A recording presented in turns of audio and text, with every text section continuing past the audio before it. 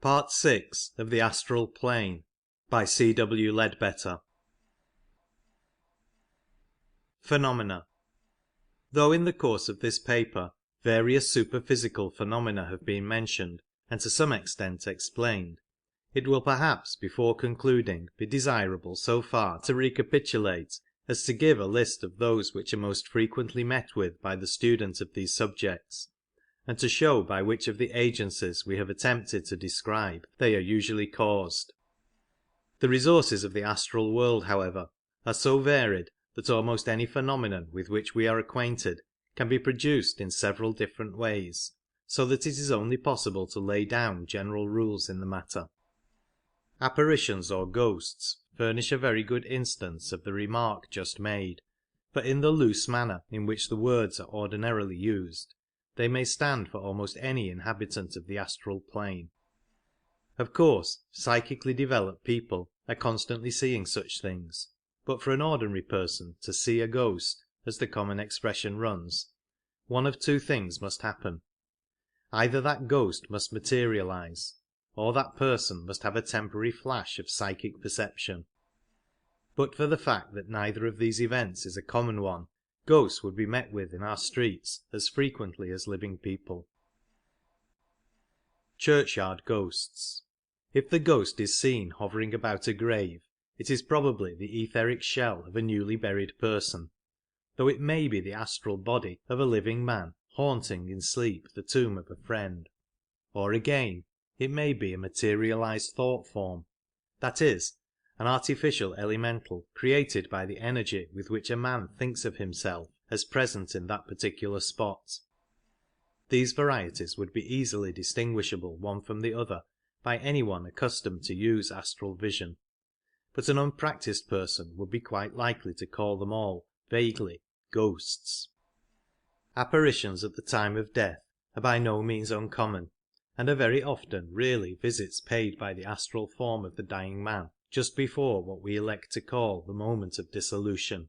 though here again they are quite likely to be thought forms called into being by his earnest wish to see some friend once more before he passes into an unfamiliar condition. Haunted localities. Apparitions at the spot where some crime was committed are usually thought forms projected by the criminal, who, whether living or dead, but most especially when dead, is perpetually thinking over again and again the circumstances of his action, and since these thoughts are naturally specially vivid in his mind on the anniversary of the original crime, it is often only on that occasion that the artificial elementals he creates are strong enough to materialize themselves to ordinary sight, a fact which accounts for the periodicity of some manifestations of this class. Another point in reference to such phenomena is, that wherever any tremendous mental disturbance has taken place, wherever overwhelming terror, pain, sorrow, hatred, or indeed any kind of intense passion has been felt, an impression of so very marked a character has been made upon the astral light that a person, with even the faintest glimmer of psychic faculty, cannot be but deeply impressed by it, and it would need but a slight temporary increase of sensibility to enable him to visualize the entire scene, to see the event in all its detail apparently taking place before his eyes, and in such a case he would of course report that the place was haunted, and that he had seen a ghost. Indeed, people who are as yet unable to see psychically under any circumstances are frequently very unpleasantly impressed when visiting such places as we have mentioned. There are many, for example, who feel uncomfortable when passing the site of Tyburn Tree, or cannot stay in the Chamber of Horrors at Madame Tussaud's, though they may not be in the least aware that their discomfort is due to the dreadful impressions in the astral light which surround places and objects redolent of horror and crime, and to the presence of the loathsome astral entities which always swarm about such centres. Family ghosts. The family ghost, whom we generally find in the stock stories of the supernatural as an appanage of the feudal castle, may be either a thought form or an unusually vivid impression in the astral light, or again he may really be an earth-bound ancestor still haunting the scenes in which his thoughts and hopes centred during life. bell ringing, stone throwing, etc.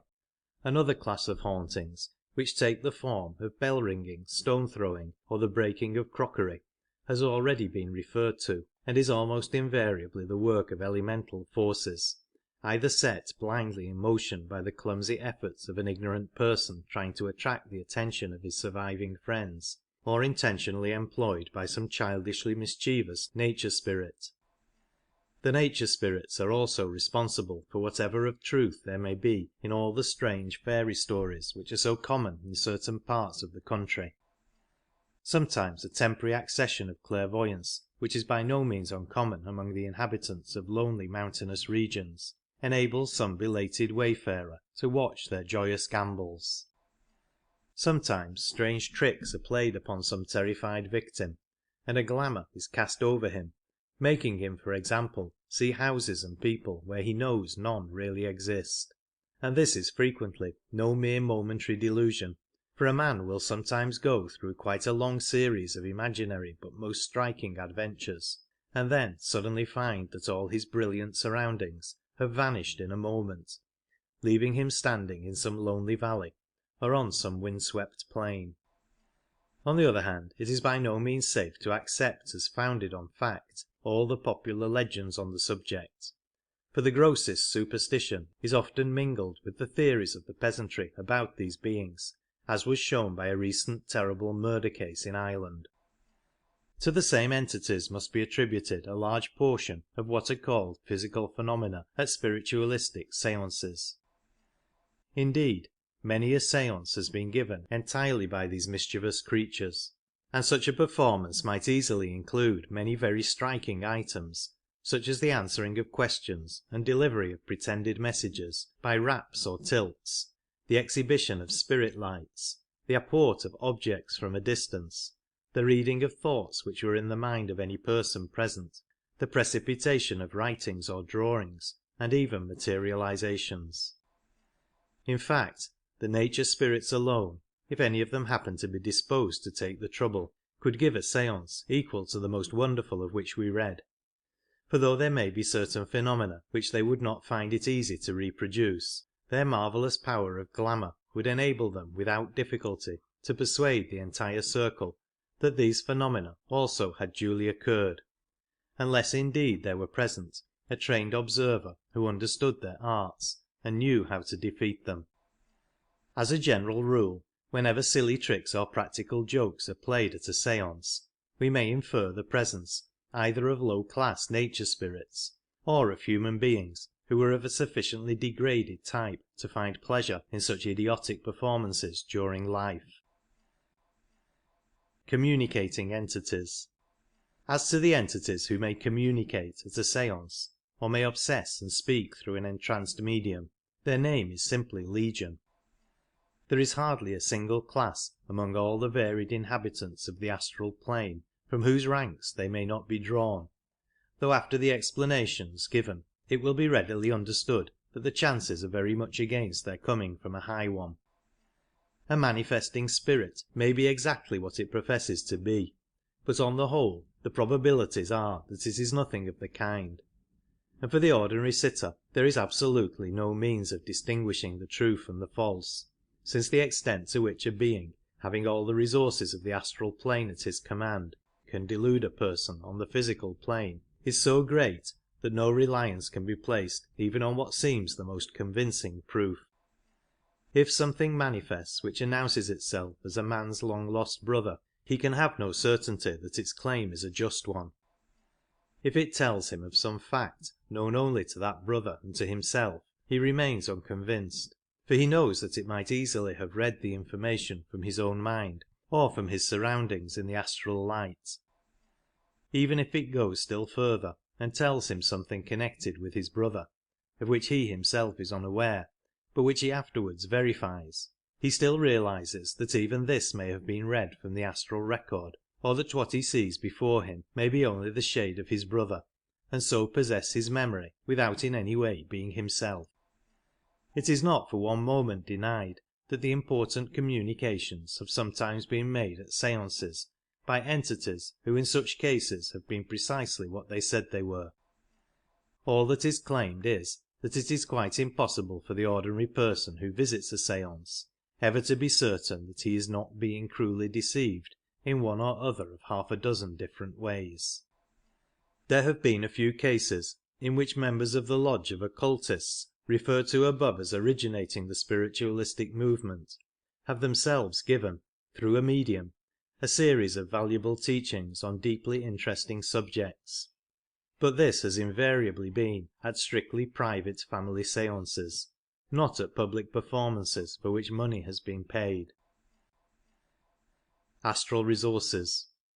To understand the methods by which a large class of physical phenomena are produced, it is necessary to have some comprehension of the various resources mentioned above which a person functioning on the astral plane finds at his command, and this is a branch of the subject which it is by no means easy to make clear, especially as it is hedged about with certain obvious necessary restrictions. It may perhaps help us if we remember that the astral plane may be regarded as in many ways only an extension of the physical, and the idea that matter may assume the etheric state in which, though intangible to us, it is yet purely physical,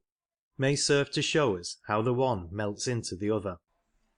In fact, in the Hindu conception of Jagrat, or the waking state, the physical and astral planes are combined, its 7 subdivisions corresponding to the 4 conditions of physical matter and the 3 broad divisions of astral matter explained above.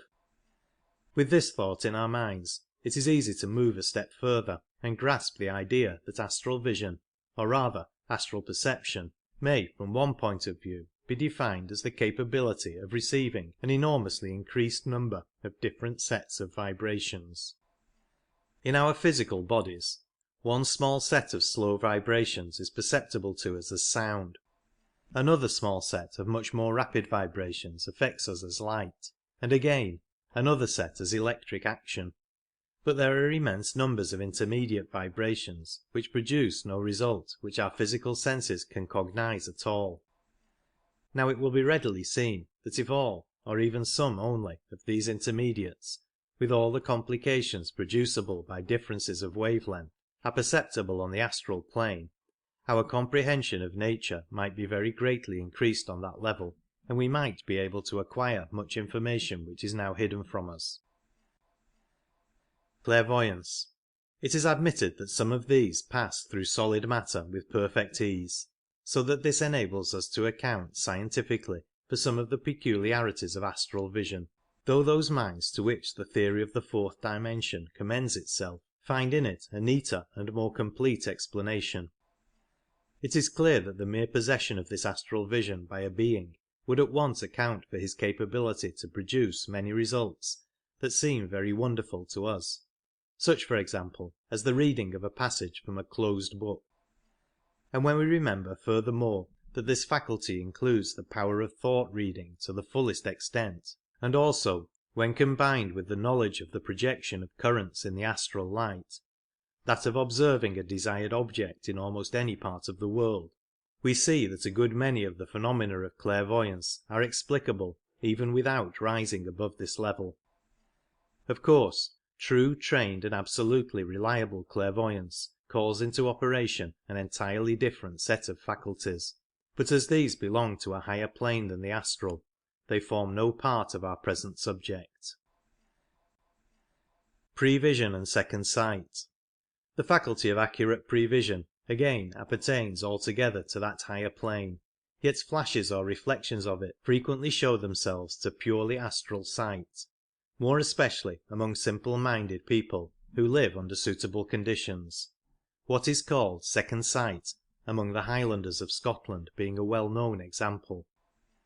Another fact which must not be forgotten is that any intelligent inhabitant of the astral plane is not only able to perceive these etheric vibrations, but can also, if he has learnt how it is done,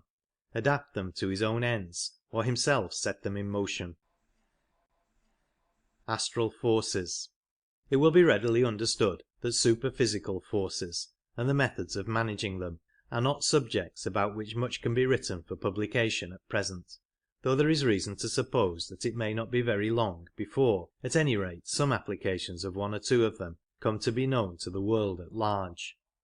but it may perhaps be possible, without transgressing the limits of the permissible, to give so much of an idea of them as shall be sufficient to show in outline how certain phenomena are performed. All who have much experience of spiritualistic seances at which physical results are produced must at one time or another have seen evidence of the employment of practically resistless force in, for example, the instantaneous movement of enormous weights, and so on. And if of a scientific turn of mind, they may perhaps have wondered whence this force was obtained and what was the leverage employed. As usual in connection with astral phenomena, there are several ways in which such work may have been done, but it will be great enough for the moment to hint at 4. Etheric currents. First, there are great etheric currents constantly sweeping over the surface of the earth in volume which makes their power as irresistible as that of the rising tide, and there are methods by which this stupendous force may be safely utilized, though unskilful attempts to control it would be fraught with frightful danger. Etheric pressure. Secondly, there is what can best be described as an etheric pressure somewhat corresponding to, though immensely greater than, the atmospheric pressure. In ordinary life we are as little conscious of one of these pressures as we are of the other, but nevertheless they both exist, and if science were able to exhaust the ether from a given space, as it can exhaust the air, the one could be proved as readily as the other. The difficulty of doing that lies in the fact that matter in the etheric condition freely interpenetrates matter in all states below it, so that there is as yet no means within the knowledge of our physicists by which any given body of ether can be isolated from the rest. Practical occultism, however, teaches how this can be done, and thus the tremendous force of etheric pressure can be brought into play. Latent energy.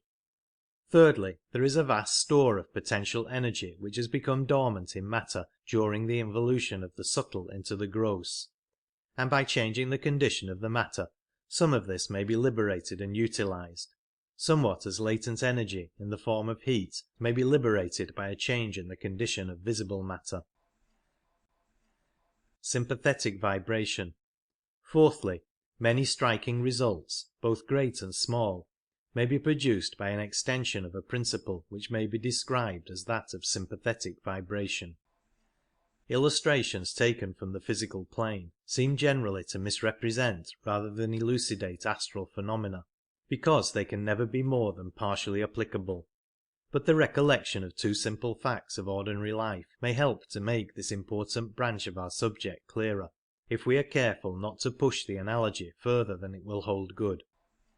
It is well known that if one of the wires of a harp be made to vibrate vigorously, its movement will call forth sympathetic vibrations in the corresponding strings of any number of harps placed round it, if they are tuned to exactly the same pitch. It is also well known that when a large body of soldiers crosses a suspension bridge, it is necessary for them to break step, since the perfect regularity of their ordinary march would set up a vibration in the bridge which would be intensified by every step they took, until the point of resistance of the iron was passed, when the whole structure would fly to pieces.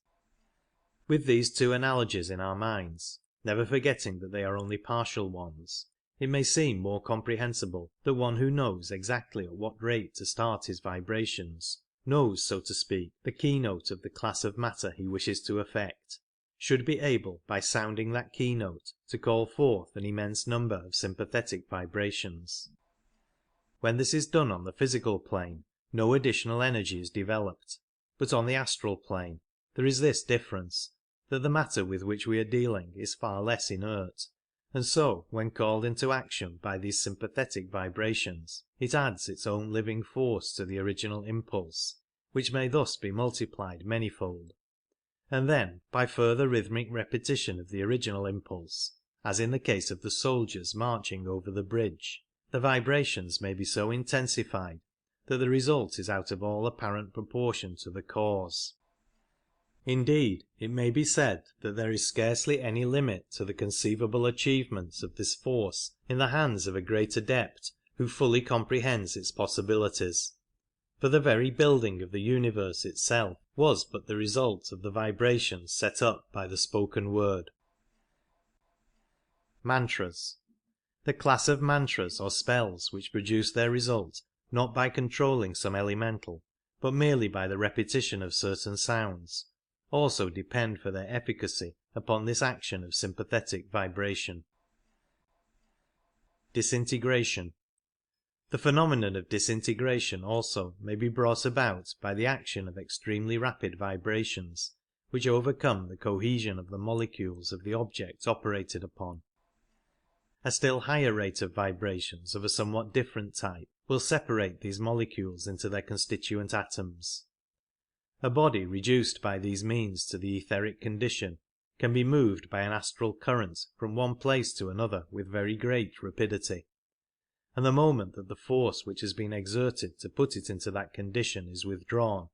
it will be forced by the etheric pressure to resume its original form. It is in this way that objects are sometimes brought almost instantaneously from great distances at spiritualistic seances, and it is obvious that when disintegrated they could be passed with perfect ease through any solid substance, such for example as the wall of a house or the side of a locked box, so that what is commonly called the passage of matter through matter is seen, when properly understood, to be as simple as the passage of water through a sieve, or of a gas through a liquid in some chemical experiment. Since it is possible by an alteration of vibrations to change matter from the solid to the etheric condition, it will be comprehended that it is also possible to reverse the process and to bring etheric matter into the solid state. As the one process explains the phenomenon of disintegration, so does the other that of materialization, and just as in the former case a continued effort of will is necessary to prevent the object from resuming its original form, so in exactly the same way in the latter phenomenon a continued effort is necessary to prevent the materialized matter from relapsing into the etheric condition.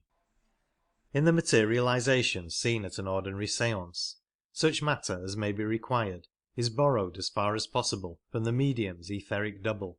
an operation which is prejudicial to his health, and also undesirable in various other ways, and this explains the fact that the materialized form is usually strictly confined to the immediate neighbourhood of the medium, and is subject to an attraction which is constantly drawing it back to the body from which it came, so that if kept away from the medium too long, the figure collapses, and the matter which composed it, returning to the etheric condition, rushes back instantly to its source. Why darkness is required. The reason why the beings directing a seance find it easier to operate in darkness or in very subdued light will now be manifest, since their power would usually be insufficient to hold together a materialized form, or even a spirit hand, for more than a very few seconds amidst the intense vibrations set up by brilliant light. The habitués of seances will no doubt have noticed that materializations are of three kinds. First, those which are tangible but not visible. Second, those which are visible but not tangible. And third, those which are both visible and tangible. To the first kind, which is much the most common, belong the invisible spirit hands which so frequently stroke the faces of the sitters, or carry small objects about the room, and the vocal organs from which the direct voice proceeds.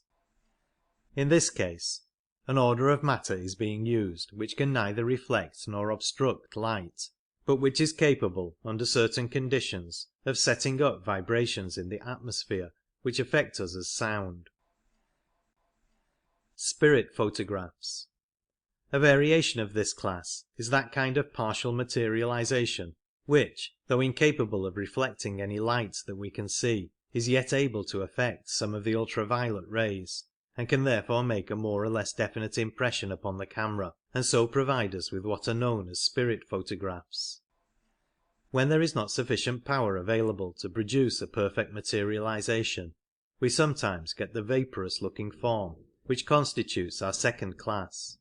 and in such a case the spirits usually warn their sitters that the forms which appear must not be touched. In the rarer case of a full materialization, there is sufficient power to hold together, at least for a few moments, a form which can be both seen and touched. When an adept or pupil finds it necessary for any purpose to materialize his Mayavirupa or his astral body, he does not draw upon either his own etheric double or anyone else's, since he has been taught how to extract the matter which he requires directly from the astral light or even from the Akasha. Reduplication. Another phenomenon closely connected with this part of the subject is that of reduplication, which is produced by simply forming in the astral light a perfect mental image of the object to be copied, and then gathering about that mould the necessary physical matter. Of course, for this purpose it is necessary that every particle, interior as well as exterior, of the object to be duplicated should be held accurately in view simultaneously, and consequently the phenomenon is one which requires considerable power of concentration to perform. Persons unable to reduce the matter required directly from the astral light have sometimes borrowed it from the material of the original article, which in this case would be correspondingly reduced in weight. Precipitation. We read a good deal in Theosophical literature about the precipitation of letters or pictures. This result, like everything else, may be obtained in several ways. An adept wishing to communicate with someone might place a sheet of paper before him, form an image of the writing which he wished to appear upon it, and draw from the astral light the matter wherewith to objectify that image. Or if he preferred to do so, it would be equally easy for him to produce the same result upon a sheet of paper lying before his correspondent, whatever might be the distance between them. A third method, which, since it saves time, is much more frequently adopted, is to impress the whole substance of the letter on the mind of some pupil, and leave him to do the mechanical work of precipitation. That pupil would then take his sheet of paper, and imagining he saw the letter written thereon in his master's hand, would proceed to objectify the writing as before described. If he found it difficult to perform simultaneously the two operations of drawing his material from the astral light and precipitating the writing on the paper, he might have either ordinary ink or a small quantity of coloured powder on the table beside him, which, being already physical matter, could be drawn upon more readily. It is of course obvious that the possession of this power would be a very dangerous weapon in the hands of an unscrupulous person, since it is just as easy to imitate one man's handwriting as another's, and it would be impossible to detect by any ordinary means a forgery committed in this manner. A pupil definitely connected with any master has always an infallible test by which he knows whether any message really emanates from that master or not, but for others the proof of its origin must always lie solely in the contents of the letter and the spirit breathing through it, as the handwriting, however cleverly imitated, is of absolutely no value as evidence.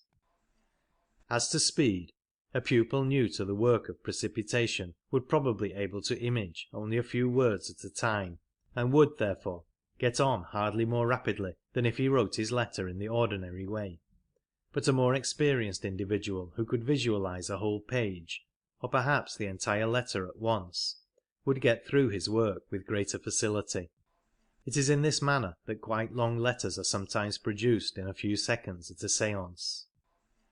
When a picture has to be precipitated, the method is precisely the same, except that here it is absolutely necessary that the entire scene should be visualized at once, and if many colours are required, there is, of course, the additional complication of manufacturing them,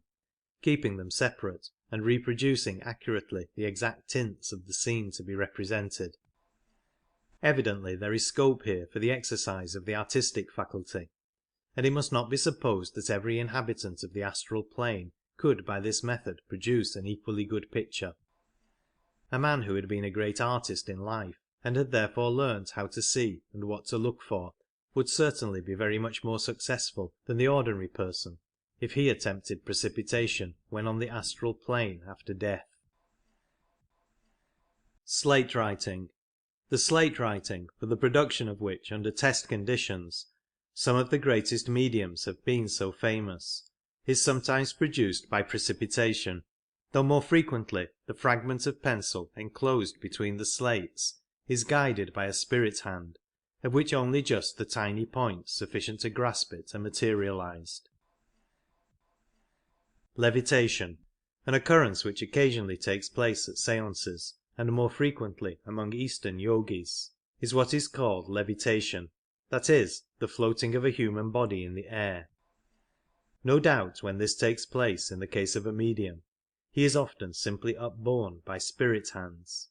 but there is another and more scientific method of accomplishing this feat, which is always used in the East and occasionally here also. Occult science is acquainted with a means of neutralizing or even entirely reversing the attraction of gravity, and it is obvious that by the judicious use of this power all the phenomena of levitation may be easily produced. It was no doubt by a knowledge of this secret that some of the airships of ancient India and Atlantis were raised from the earth and made light enough to be readily moved and directed, and not improbably the same acquaintance with nature's finer forces greatly facilitated the labours of those who raised the enormous blocks of stone sometimes used in Cyclopean architecture, or the building of the pyramids and Stonehenge. With the knowledge of the forces of nature which the resources of the astral plane place at the command of its inhabitants, the production of what are called spirit lights is a very easy matter, whether they be of the mildly phosphorescent or the dazzling electrical variety, or those curious dancing globules of light into which a certain class of fire elementals so readily transform themselves. Since all light consists simply of vibrations of the ether,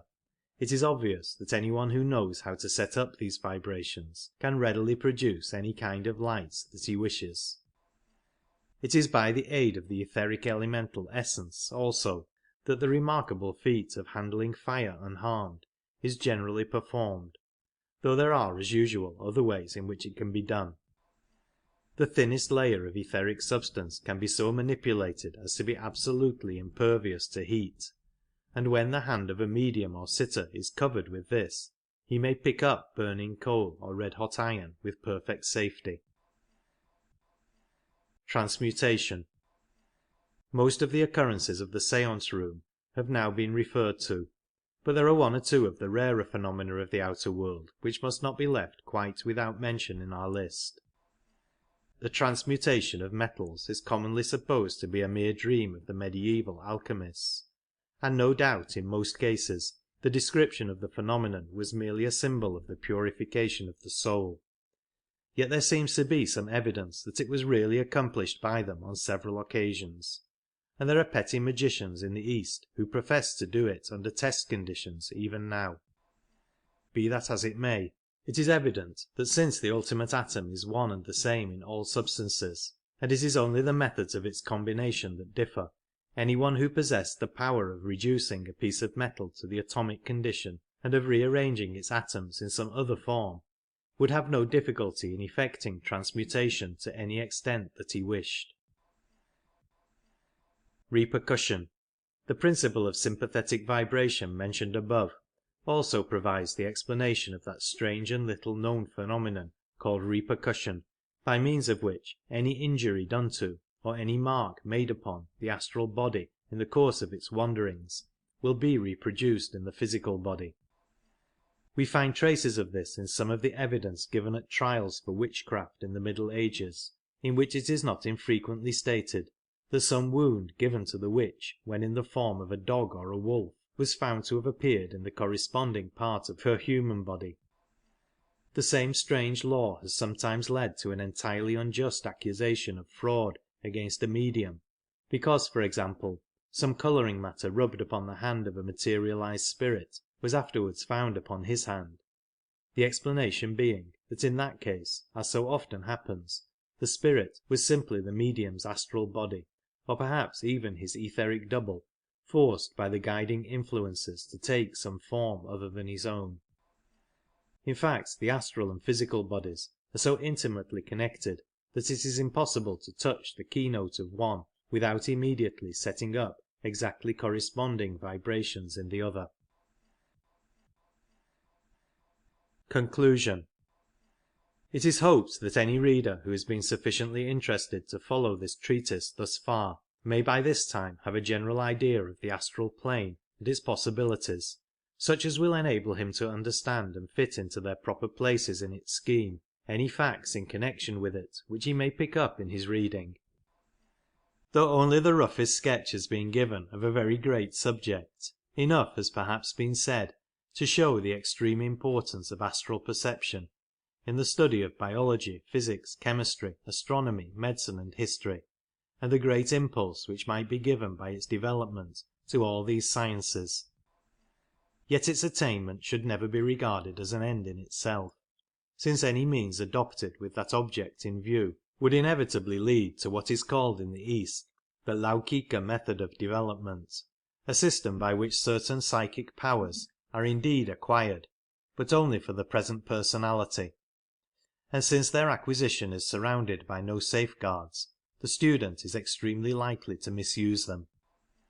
To this class belong all systems which involve the use of drugs, invocation of elementals, or the practices of Hatha Yoga. The other method, which is called the Lokottara, consists of Raj Yoga, or spiritual progress, and though it may be somewhat slower than the other, whatever is acquired along this line is gained for the permanent individuality, and never lost again, while the guiding care of a master ensures perfect safety from misuse of power as long as his orders are scrupulously obeyed. The opening of astral vision must be regarded, then, only as a stage in the development of something infinitely nobler, merely as a step, and a very small step, on that great upward path which leads men to the sublime heights of adeptship, and beyond even that, through glorious vistas of wisdom and power such as our finite minds cannot now conceive. Yet let no one think it an unmixed blessing to have the wider sight of the astral plane, for upon one in whom that vision is opened, the sorrow and misery, the evil and the greed of the world press as an ever-present burden, until he often feels inclined to echo the passionate adjuration of Schiller: "Why hast thou cast me thus into the town of the ever-blind, to proclaim thine oracle with the opened sense?